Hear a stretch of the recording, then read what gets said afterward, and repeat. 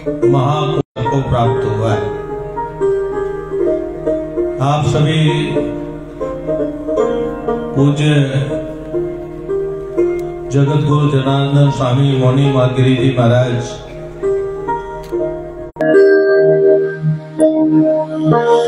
कथा है, सत्संग है, यज्ञ है, इस प्रकार से अनेकों अनुष्ठान,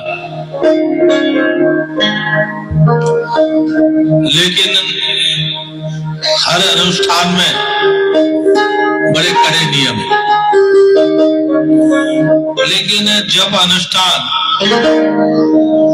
सहज, सरल और उत्तम साधन है,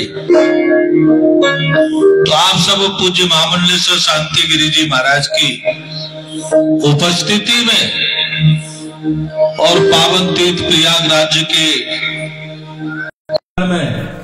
मां भागीरथी की गोद में यह जप तप अनुष्ठान जो कर रहे हैं, उसके लिए मैं आपको बहुत बहुत शुभकामनाएं, आशीर्वाद देता हूं। आपको यह शक्ति सामर्थ्य मिले और आपका ये जप अनुष्ठान सफल हो, आपके जीवन में सुख हो, सामर्थ्य, शांति आपको सहज रूप से प्राप्त हो। वैसे तो जब शांति गिरी की कृपा है तो शांति तो आपको मिलनी है, क्या इसमें कोई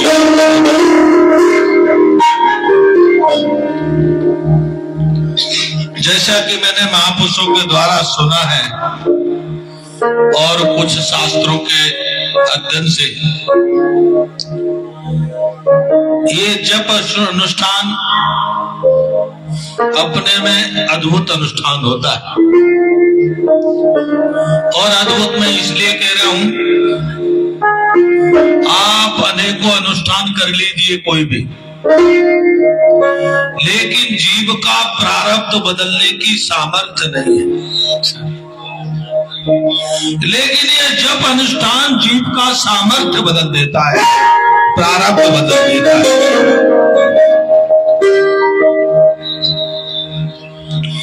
गुरु के द्वारा लिया हुआ मंत्र होता है, भगवान के अनेकों मंत्र हैं, उनमें से गुरु जिस शिष्य को जो मंत्र चाहता है, वह जिसका उत्तराधिकारी होता है,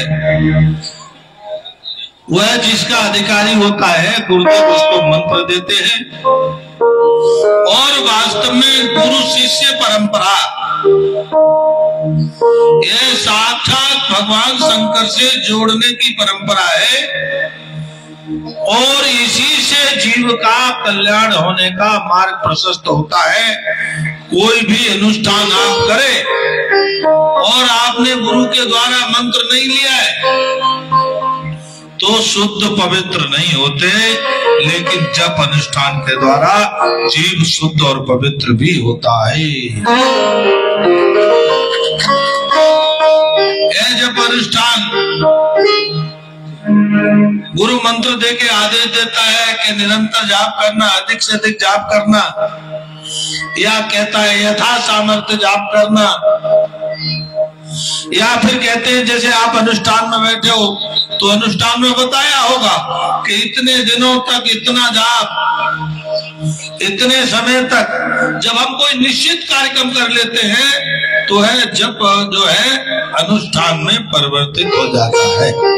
यह सब आप करें तो वास्तव में जप ऐसा यज्ञ है कि जीव का प्रारब्ध ही बदल जाता है।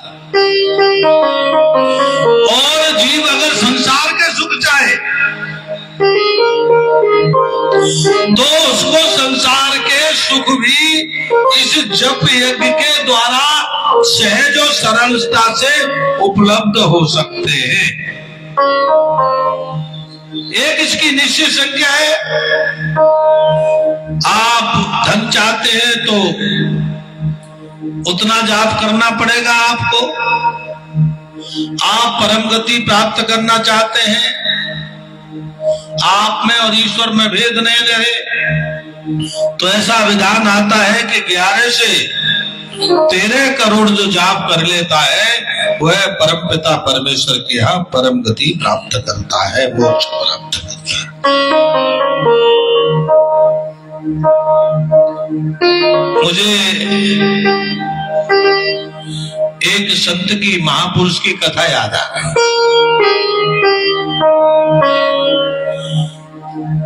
एक संत पहले पूर्व जन्म में संत नहीं थे, गृहस्थ थे,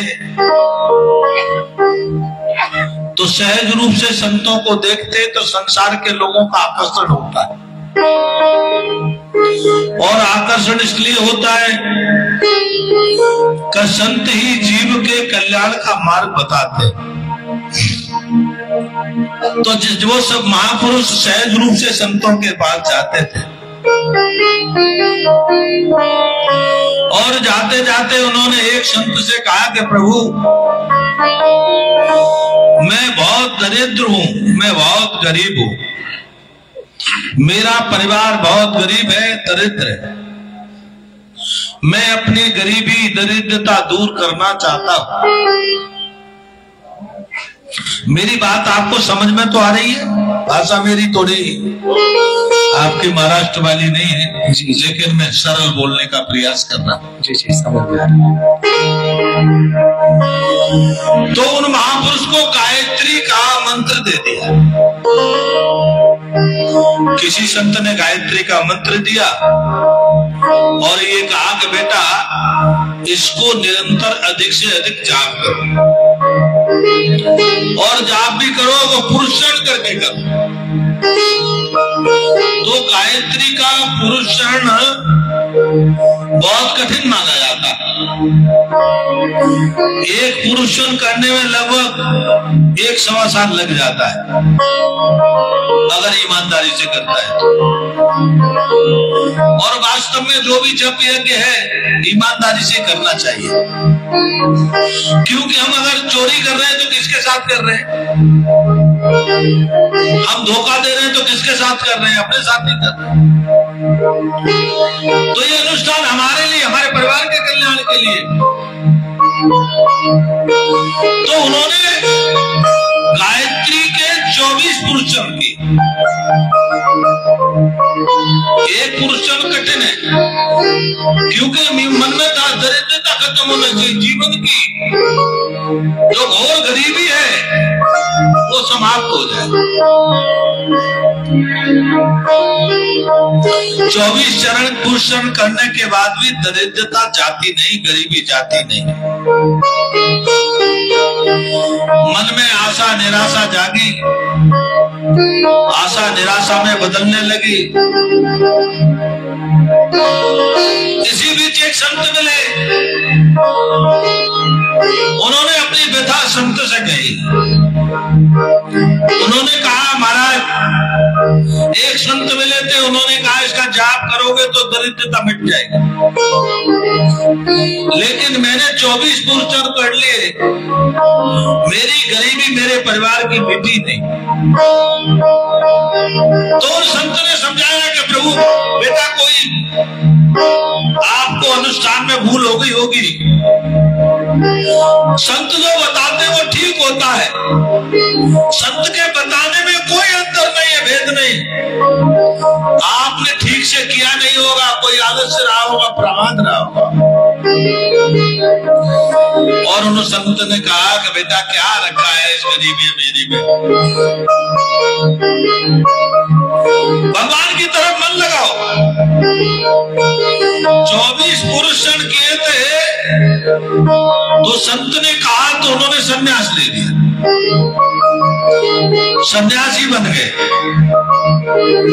अब तो संसार से की चीज पदार्थों में कोई मोह नहीं, आकर्षण नहीं। सन्यास लेकर के जो गुरुजी ने मंत्र दिया, उस मंत्र का निरंतर जाप करते हैं। एक दिन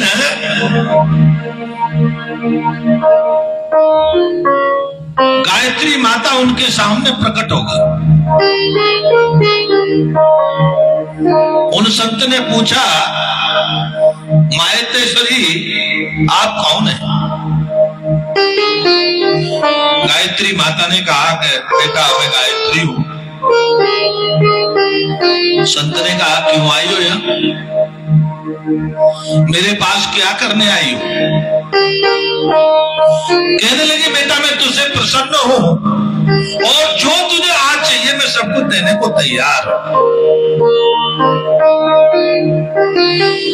जब ये बात कही तो वह संत हंसने लगे, मुस्कुराने लगे।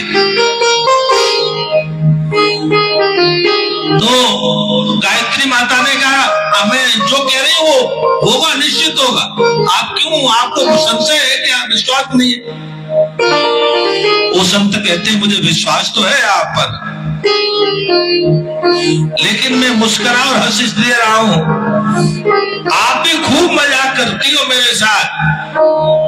जब मैंने आपके 24 पुरुषण किए तो आप आई नहीं, जब मुझे जरूरत थी तब आप आई नहीं। आज मैं सन्यासी बना, मैं आपसे भोग के साधन मांगूंगा, संसार में मेरा अपमान होगा, संसार में मेरा अपयश फैलेगा, अपकीर्ति फैलेगी, मेरी बदनामी होगी। तो आप मेरा मजाक बनाने आई हो। आपको पता है कि मैं सन्यासी ले हुआ हूं, मैं कुछ अब मांगूंगा नहीं, मांग नहीं सकता, क्योंकि सन्यासी का जीवन क्या है? 3 घर 5 घर भिक्षा, और वो भिक्षा संग्रह के लिए नहीं। मुझे कोई अट्टालिका बनानी सन्यासी को इसलिए नहीं, वो भी भिक्षा है शरीर को चलाने के साधन के रूप में केवल मात्र उपयोग करना। तो वो संत गायत्री माता से कहने लगे माँ तुम तो जगत की माँ हो, लेकिन ऐसा उपहास किसी के साथ मत किया। गायत्री माता समझ गई ये बालक तप करते करते, जप करते करते इसके हृदय में कहीं उदासीनता आ गई है, इसे तोड़ना जरूरी है। गायत्री माता ने कहा बेटा कोई बात नहीं है, तू जरा पीछे मुड़ के तो देख। तो जब वो संत सन्यासी पीछे मुड़ के देखते हैं तो देखते क्या है, 24 बड़े बड़े पहाड़ों में आग लगी है, बहुत विशाल का है, 24 पहाड़ है उनमें आग लग रही, जल रहे हैं। संत ने पूछा माँ ये क्या लीला है? कहने लगे, माता कहती है तेरे प्रारब्ध के पाप इस 24 पहाड़ जैसे थे, और तेरे जप के प्रभाव के, मंत्र के जप के प्रभाव से ये 24 पहाड़ जलकर समाप्त हो गए, स्वाहा हो गए। और जब तू सन्यासी बना तो सन्यासी बनने के बाद निरंतर तेरा जाप है। कई बार लगता होगा सन्यासी कुछ करते नहीं दिखाई देता, सन्यासी का मंत्र कंठ में स्थायित्व लिए होता है, उसके मन में चिंतन में केवल भगवान का चिंतन होता है। उन्होंने गायत्री माता ने कहा बेटा तू आज शुद्ध पवित्र हो गया है गुरु की कृपा से, मंत्र के जाप से, और जब तक कोई शुद्ध पवित्र नहीं होता तब तक मैं उसके सामने प्रकट नहीं होती।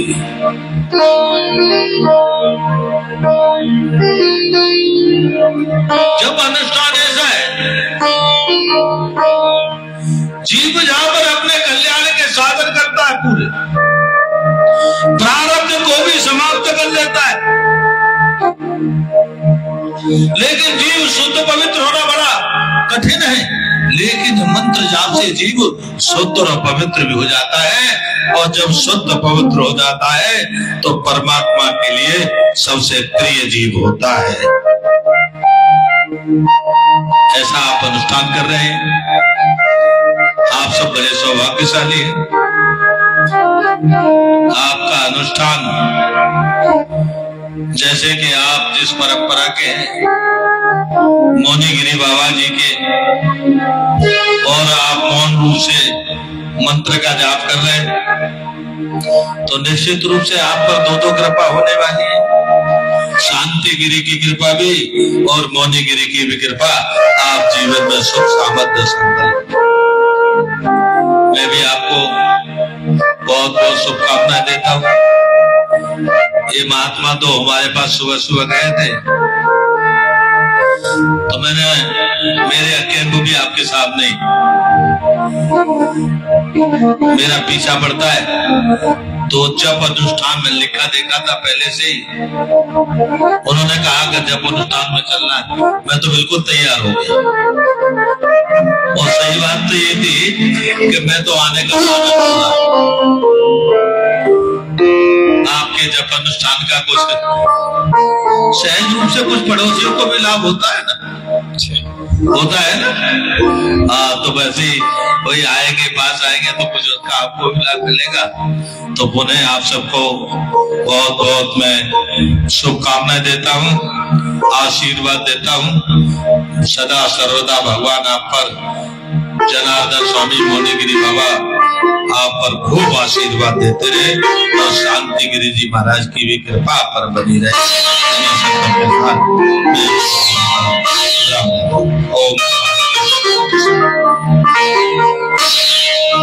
धन्यवाद। पूज्य महाराष्ट्र ने आप सभी को यह ठिकानी आशीर्वाद दिया, प्रबोधन किया।